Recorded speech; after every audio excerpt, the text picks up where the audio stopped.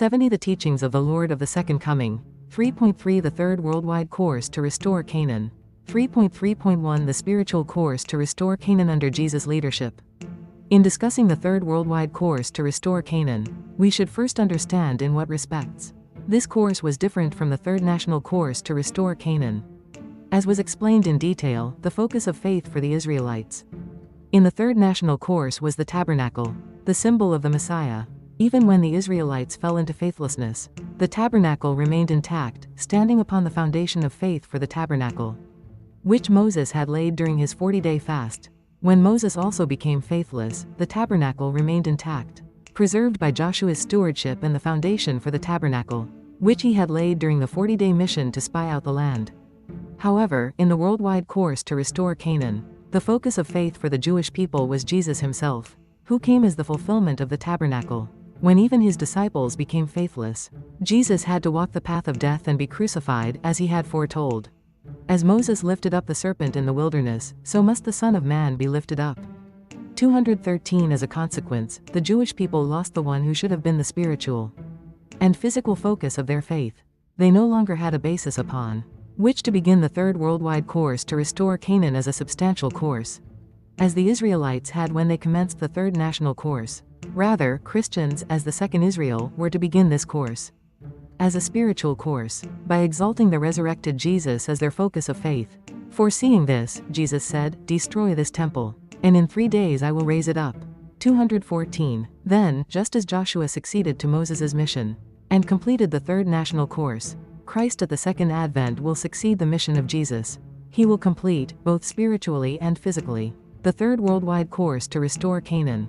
Accordingly, unless the returning Christ comes in the flesh, as Jesus did, he cannot inherit Jesus' mission, much less fulfill the purpose of the providence of restoration. 3.3.1.1 The Spiritual Foundation of Faith. When the Second Worldwide Course to restore Canaan ended in failure, due to the Jewish people's rejection of Jesus, the foundation of faith which Jesus had laid during his 40-day fast from the position of John the Baptist was lost to Satan. After Jesus gave up his body on the cross, he resumed John the Baptist's mission spiritually. During the 40-day period from his resurrection to his ascension, Jesus triumphed over Satan and broke all his chains. By doing so, Jesus restored the foundation of faith for the spiritual course in the Third Worldwide Course to restore Canaan. This is the heretofore undisclosed reason behind this 40-day period. How, then, did Jesus lay the spiritual foundation of faith? God had personally been guiding his beloved chosen people until the time Jesus appeared as the Messiah. Yet from the moment they turned against his only begotten Son, God tearfully had to turn his back and allow Satan to lay claim to them. Nonetheless, God's purpose in sending the Messiah was to save the Jewish people and all humanity. God was determined to save humankind, even though it meant delivering Jesus into the hands of Satan. Satan, on the other hand, was fixed on killing one man, Jesus Christ. Even though he might have to hand back all of humanity, including the Jewish people, to God, Satan knew that the primary goal of God's 4,000-year providence of restoration was to send the Messiah. He thought that by killing the Messiah, he could destroy the entire providence of God.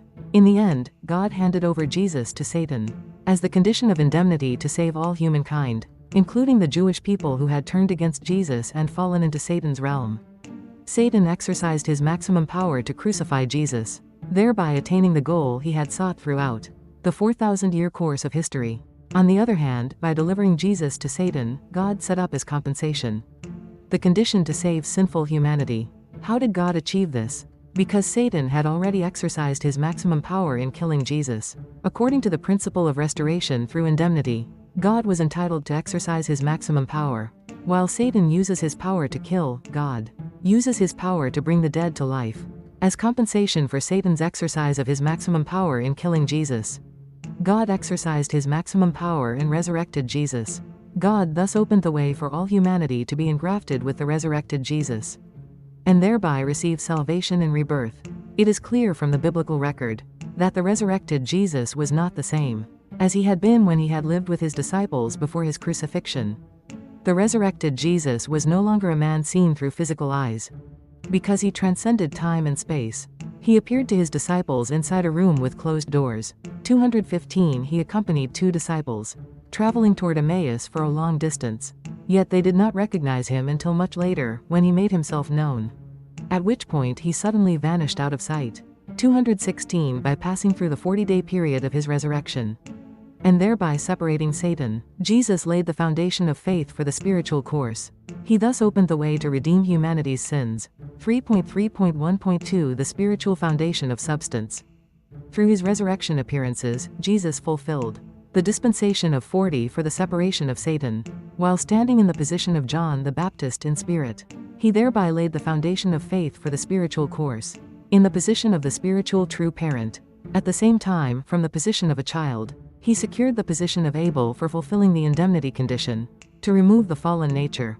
This spiritual foundation of faith, which Jesus laid for the third worldwide course to restore Canaan, was comparable to the foundation of faith, which Moses laid for the third national course through 40 years in the wilderness. God had worked the dispensation to start in Moses' day, by having him establish the foundation for the tabernacle. However, the resurrected Jesus was himself the spiritual fulfillment of the tablets of stone, the Ark of the Covenant and the tabernacle. He gathered his scattered disciples from all over Galilee, and worked the dispensation to start, by giving them the power to perform signs and miracles. 217 The resurrected Jesus stood spiritually in the position of John the Baptist and the position of Abel. The faithful believers stood in the position of Cain. By believing in Jesus and following him devotedly, they fulfilled the indemnity condition to remove the fallen nature, and restored the spiritual foundation of substance. 3.3.1.3 The spiritual foundation for the Messiah. Upon Jesus' crucifixion, his 11 remaining disciples were demoralized and scattered. After his resurrection, however, Jesus gathered them in one place, and commenced a new phase of the providence, the restoration of spiritual Canaan. The disciples chose Matthias to replace Judas Iscariot and fill the vacancy among the 12. By believing in Jesus and following him at the cost of their lives, they laid the spiritual foundation of substance, and the spiritual foundation for the Messiah.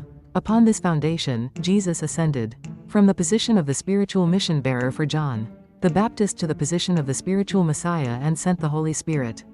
Thereupon, Jesus and the Holy Spirit became the spiritual true parents and began the work of giving rebirth. Ever since the descent of the Holy Spirit at the Pentecost, 218 The resurrected Jesus, as the spiritual true Father and the Holy Spirit, as the spiritual true Mother, have worked in oneness to grant spiritual rebirth, by spiritually engrafting believers with themselves. This is the work of spiritual salvation. 219 which established a realm of resurrection inviolable by Satan. Even though we may by faith unite with Jesus in spirit, our bodies are still liable to Satan's attack, as was the case with Jesus himself. In other words, our physical salvation still remains unaccomplished. Still, if we believe in the resurrected Jesus, he will guide us to enter spiritually his realm of resurrection, which is invulnerable to satanic invasion. There we are released from the conditions which allow Satan to accuse us, and we are spiritually saved.